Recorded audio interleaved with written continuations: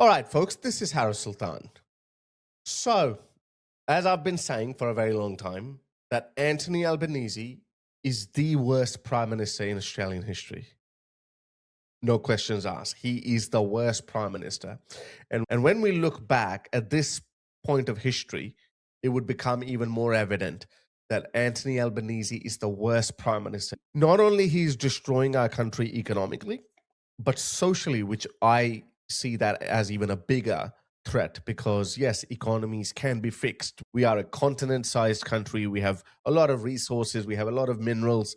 We can recover, but what we cannot recover from is when Australia stops being Australia, and that's exactly what he's doing. And how is he doing it?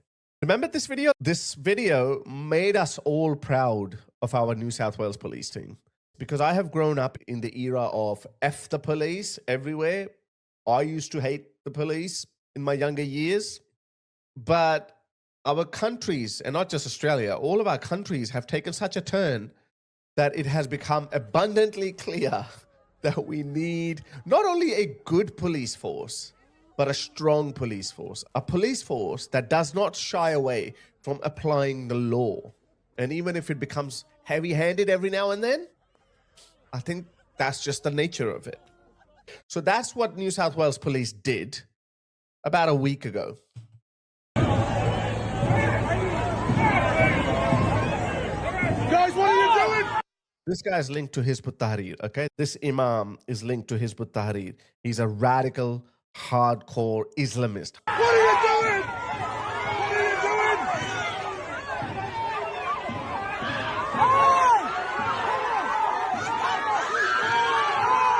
Get him out.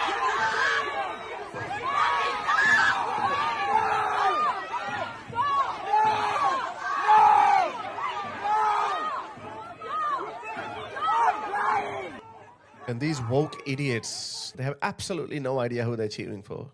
These Islamists, just ask them, go up to them and ask them, what are your views on women, on homosexuals, on political dissidents?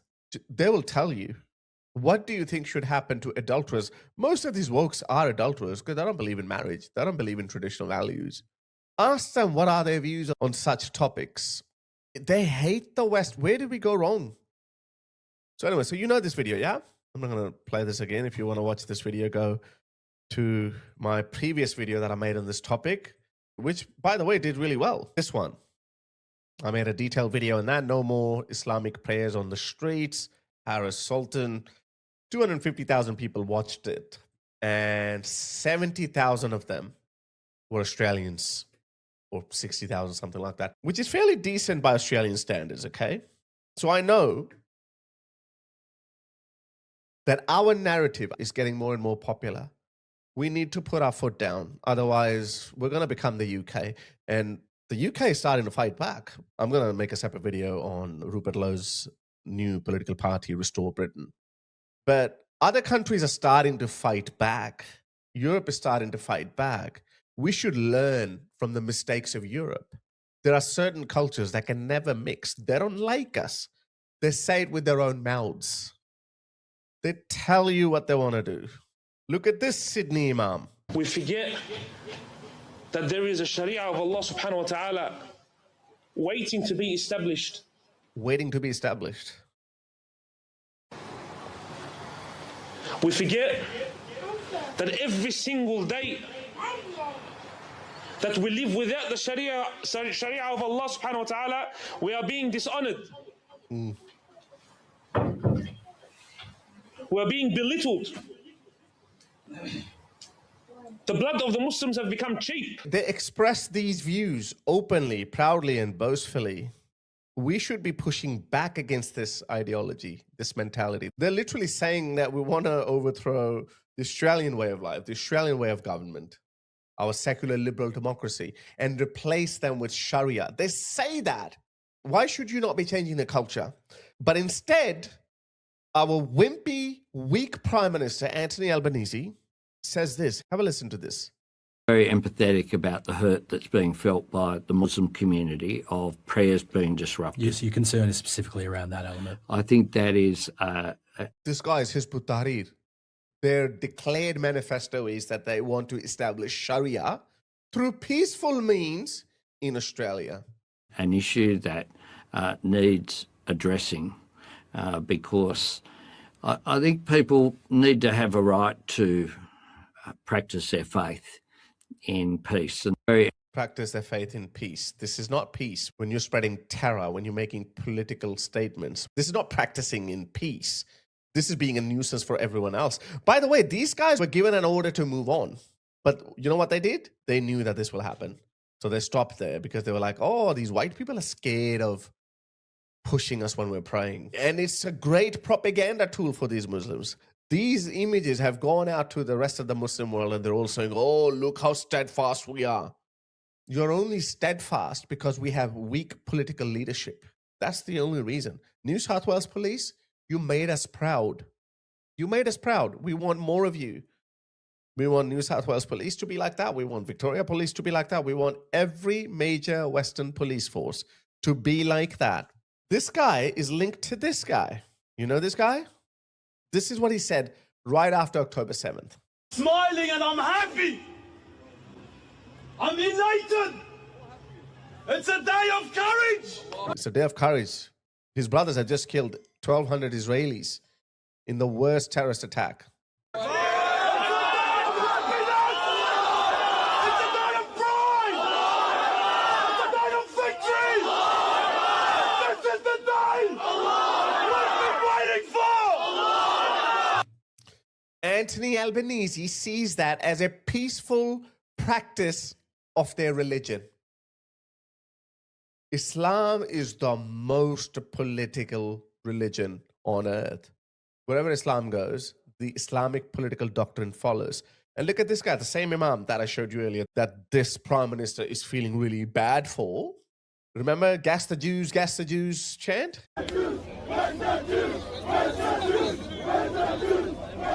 He led that prayer that day, 9th of October 2023. Look at this. Again, he did that right in front of the Sydney Opera House. Why do they do that in front of landmarks? It's great for their message. It's a great PR propaganda opportunity for them. These images go all around the world. Everyone can associate the Sydney Opera House with Australia and Muslims praying in front of it. It's like, ooh. You know how Muslims think? This is how they think. They say, ooh, we've taken over. Yes, see, Islam has reached to the ends of the earth. And we have this weak, pathetic prime minister who's making excuses for this behavior. We should be changing the culture. We should be saying, we're going to ban halal food. No more street praying. We're not going to allow the call to prayer. We're not going to allow you to scream and shout Allahu Akbar. We don't care what it means. God is great. Yeah, it could mean that Heil Hitler just meant Hey Hitler, but it meant something. We're not going to let you chant globalize the intifada because that means something. That means global jihad to enforce Sharia. Why is it so difficult to understand? Maybe it's a good thing. You know what? Because the political mandate Anthony Albanese has, that is to appease the minorities, okay? He can't even step out of it, even if he sees that. I was thinking about this. This is why I was thinking it's so important to build your movement from the ground up. Build your movement, you spread your ideas, kind of like what Rupert Lowe is doing. Rupert Lowe is under no baggage. He just said that he's going to ban halal food. Got to open up mass migrations. Going to step out of ECHR. First day, we're going to just start doing that. And people are attacking him left, right, and center. He's like, yeah, no, I don't care. But his views, he's being seen by millions of people because he will have the political mandate for these actions. Anthony Albanese doesn't have it. He's a lefty. He's a Labour politician. Of course, he has to simp for all minorities, even though the vast majority of the Australian population is getting sick and tired of it. Look how they exploit our Aboriginal community. Do you think Muslims care about the Aboriginals? What have they done to the native populations of every country that they've conquered? Extinct, gone extinct, a total extinction. They're only angry because they were only 100 miles off the coast of Northern Australia, but they didn't have the exploratory spirit that the Europeans had. The Dutch and the Brits came from the other side of the planet and they conquered Australia. Have a listen to this. And we're meeting here on Wurrung country, stolen land, and this always wasn't. You reckon he'd be calling it stolen land if his people had conquered it? They still gloat over the conquest of Spain. What business do you have in Spain? They gloat over it and they still cry about it, and they say one day we will recapture Spain. Always will be Aboriginal land. We believe in the armed resistance. I say bring back the armed resistance. Look at this guy. This guy lives in Melbourne. Mohammed Sharab, his name is.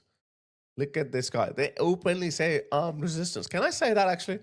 I'm just going to test it. I want to be visited by the police so then I can say, why wasn't he arrested? Actually, let's listen to his old message and then I'll cleverly deliver my statement. We believe in the armed resistance. I say bring back the armed resistance. I say give America what it deserves, death. I say bring back armed resistance. I say give the Muslim world what it deserves, death. Let's see what happens.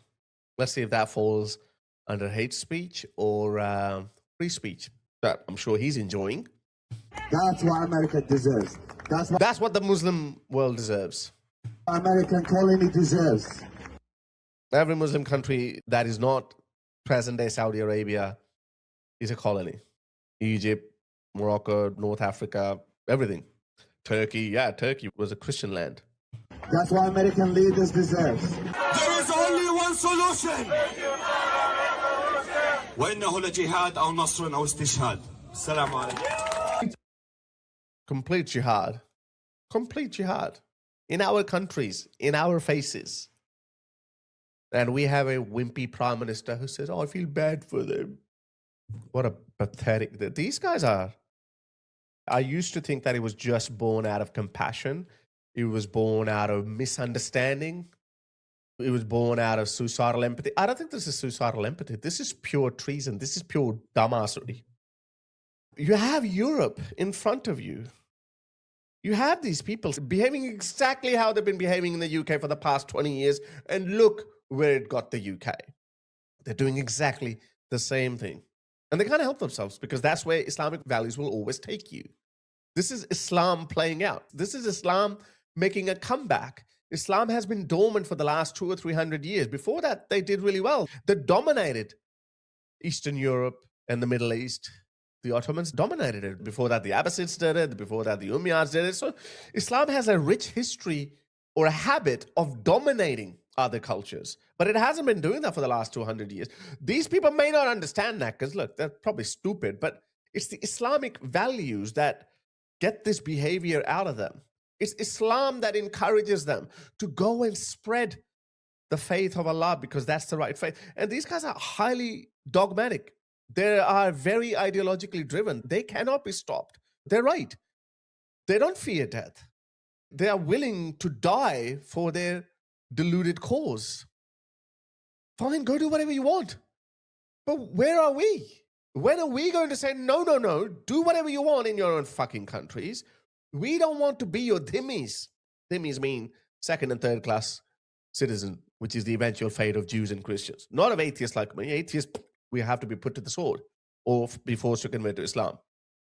Actually, I wouldn't even get that opportunity because I'm an apostate. But other atheists, Western atheists, can be given a chance to repent and say the Shahada. A lot of people will. So this is a civilizational war, guys. I'm not being a crackpot. I'm not fear-mongering. It is in front of you. Look what happened in Europe. Being an ignorant of reality in this day and age is no excuse. It's no excuse. In 10 to 20 years' time, you cannot say, oh, sorry, I didn't see that coming. I was just trying to be nice to those people. I didn't like the racist people of my own people. You can't say that because we'll say there were people like us who've been shouting. We're not even white. You can't even call us racist. These people look like us. They have similar race to me. They're brown. We're telling you, it's not a racial issue. It's an ideological issue. Let's listen to this crap. Talk about Palestine being free and freeing us. We are talking about freeing us from here, from this colony, to Aotearoa, West Papua, Turtle Island, everywhere, Western Sahara, to the whole world. To the whole world. This language is very attractive to a mindless, nose ring wearing, purple haired wokey. It's like, oh yeah, liberty, anarchy, socialism. What they don't tell you that you have to be living under Sharia. That's what they don't get. Sharia, do you idiots know what it means? These girls, you can't go out in public. When we bring down this system, When we bring down the system, we'll replace it with Sharia. That's what these people are. And again, let me take it back to him. Our wimpy worst prime minister in Australia's history, Anthony Albanese, feels bad for these people. And he doesn't feel bad for Australian society, for Australian way of life, Australian culture, Australian identity. Australia is not a Muslim country. Its future is not tied with foreign religious identities or ideologies. It's not. I'm an atheist. The furthest I'm willing to go is Australia is a Christian country. There are a lot of Christians here. And I think, I was going to say that before. I was thinking that yesterday. Actually, somebody interviewed me. I think it was the Telegraph or something. I can't remember. It'll probably be out next week. And they asked me a question, how do you feel about the conservative movement in the West, the Christians? I was like, I used to be hostile towards them just for the sake of it because I was an atheist and I was under a lot of pressure. Not pressure, like that was a logical position to take, that if I reject Islam, then I have to reject Christianity as well. But I did realize in the last 4 or 5 years or so that atheists create shitty societies without pressure from the Christians. Christians have by far created the greatest civilization known to humanity, okay? It was under Christianity that we had the scientific revolution, Renaissance, and, you know, like the whole of post-Dark Ages history of Europe. Some people say that it happened in spite of Christianity. Fine, it was a combination of various things. It was the reformers, it was the enlightened philosophers who were putting pressure on the clergy and the church. All of these things were happening at the same time. And of course, the Quakers, I didn't know that. Quakers played a huge role. And Christians played a huge role in ending slavery in Britain. The Christian world in the 17th century was fighting tooth and nail to end slavery. And in the 21st century, we have Muslims trying to bring back slavery. That tells you a lot about these two religions. So I came to a conclusion that atheism creates shitty societies, or at least maybe we're not ready for it. Maybe we had to go through this upheaval because Richard Dawkins said that we're going to have a scientific utopia. Everyone would have reason once we remove religion. But very quickly we realize once you remove God, once you remove strong centuries-old religious traditions, then you don't end up in a scientific utopia. You don't. Reason can be subjective. And this is why we have grown-up men cosplaying as women. Some kids say that I'm a cat. And schools and our morality that is driven by reason, absent traditionalism, says, sure, I'll put a cat litter in our school's bathroom so you can go and pee on it like a cat. It's true story. So I think atheists, at least in the 21st century, create shitty societies. Maybe we went atheist too soon, too fast. Maybe, I don't know. But one thing is for certain, I would pick Christianity over Islam any day of the week. If I was living in India, I would pick Hinduism any day of the week over Islam. Because when Islam comes, you lose everything. Just look at Iran. Sorry, I've been yapping on for a while. So, yeah, it's the worst prime minister in my opinion.